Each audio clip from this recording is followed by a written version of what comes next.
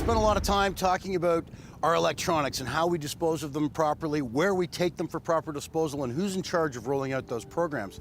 Today, we're looking at the other half of that, GEEP, Global Electronic Processing Incorporated, right here in Barrie, Ontario, Canada, with global aspirations, where we're going to see exactly what happens and what's involved in the recycling and processing of your electronics.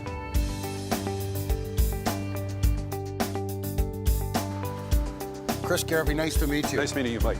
Amazing facility you have here. I have to tell you, I'm kind of overwhelmed at the size and the scope of what I'm looking at. So what exactly do you do here 24 hours a day, 7 days a week? Yeah, we do a lot of stuff here. We do an incredible amount of work. Our staff is broken into two distinct sections of the business. The one is the end of life, which takes used computers, printers, electronics, and so forth, and we break it down mechanically. We recover the commodities, and that's the revenue stream for us. And on the front end of that, we charge fees to do that, such as OES, for example. There is a legislation in place, and those fees pay us to do this. This isn't from the government, it's from the original equipment manufacturers that pay for the program. The other aspect is what we see behind us is what we call AMS, where we have computers and equipment that still have some value to it, that we assess. We will refurb if need be. We'll data wipe to make sure that the data that isn't in that computer doesn't get to the next owner of the equipment, and then we'll resell it on behalf of our clients. Chris, take me through the process. So we've already seen, the bulked up e-waste in Toronto. How does this process work? So using the example of the OES, we would receive that. Each box is weighed here so we can confirm it. Each box is classified. After we receive it, we may send it through what's called a sortation to make sure that there isn't a lot of excess plastics or steel that doesn't need to go through the process. And then what we do, we take the product and we put it to our first step, which is called an ERP1. An ERP1 is a chain shredder, and it's this massive big pit with chains, ship chains, and it's turning and violently trying to liberate the commodities and plastics on the first step. So on the bottom of that machine, we have a magnet. And the magnet pulls out the easy part, the ferrous metal or the steel. And then we go through a separation technique through belts and so forth, and then we again have people employed, and they do a visual check and try to separate what they can.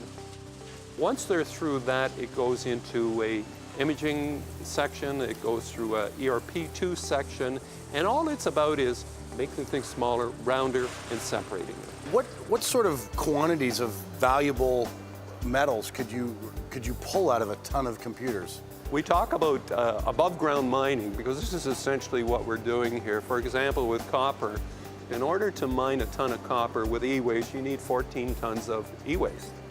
But in order to do it through a mine and through a smelting process, let alone the carbon footprint, it's something like 80,000 tons. So this is good for the environment. You don't have the refining aspect to it, and you're doing the right thing. So you mentioned earlier to me, Chris, that you have a proprietary fuel called nanofuels. Essentially, or simply put, what we do here is we take commingled plastics such as this that come out of our e-waste processing. We add used motor oil, and we add a catalyst, and we create a high-grade diesel.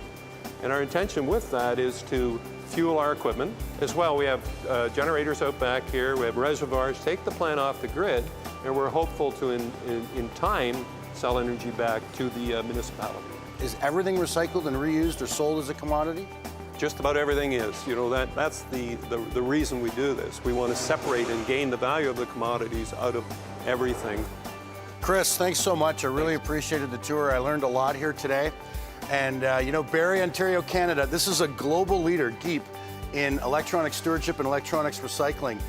You have to do your part. You have to make sure that you take advantage of those little depots out in your neighborhood and your communities where you can drop off your e-waste for proper disposal. And for those of you that didn't think here in the province of Ontario we were doing it properly, take a look at GEEP. This is amazing stuff.